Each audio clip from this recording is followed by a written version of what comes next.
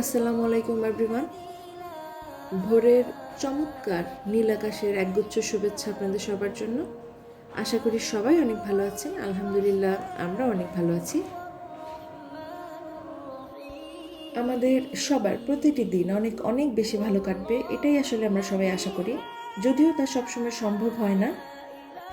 ভালো লাগা এবং খারাপ লাগার মতো এমন কিছু পরিস্থিতি আমাদের মধ্যে মাঝে মাঝে তৈরি হয় যা আমরা আসলে চাই না,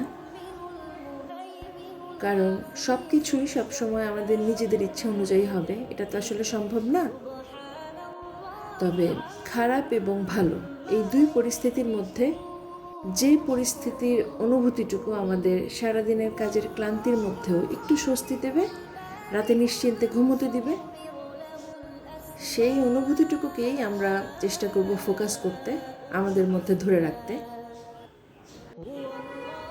আর যে অনুভূতিটুকু আমাদের সারাদিনের কাজের ক্লান্তির মধ্যেও আরও অস্থিরতা দেবে, রাতের ঘুম নষ্ট করবে, সেই অনুভূতিগুলোকে পুরোপুরি ভুলতে না পারলেও অন্তত তার দিকে ফোকাস কম করব। এটা শুধুমাত্র নিজের ভালো থাকার জন্য।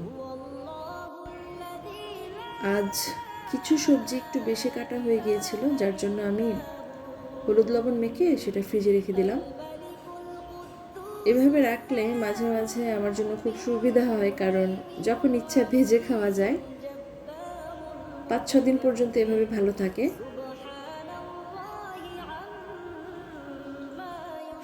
আসলে আমি তো একটু অলস, যার জন্য সব সময় আমার মাথায় ঘুরতে থাকে কিভাবে একদিন কাজ করে বসে বসে 3 দিন খাওয়া যায়।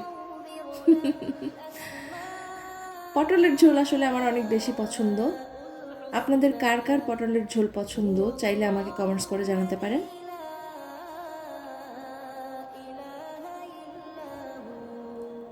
মিস্টার ডিআইওয়াই থেকে এই জিনিসগুলো কিনেছিলাম, আরও অনেক কিছু কিনেছিলাম।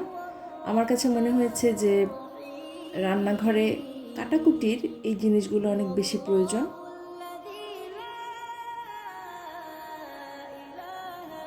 এখন ব্যবহারের পর দেখা যাবে, এখন পর্যন্ত ব্যবহার করিনি।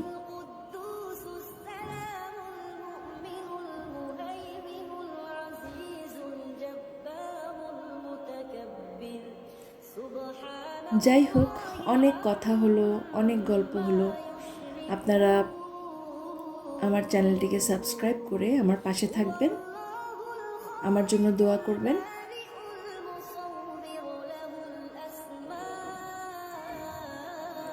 আপনাদের ভালোবাসাই আমাকে এগিয়ে নিয়ে যেতে সাহায্য করবে।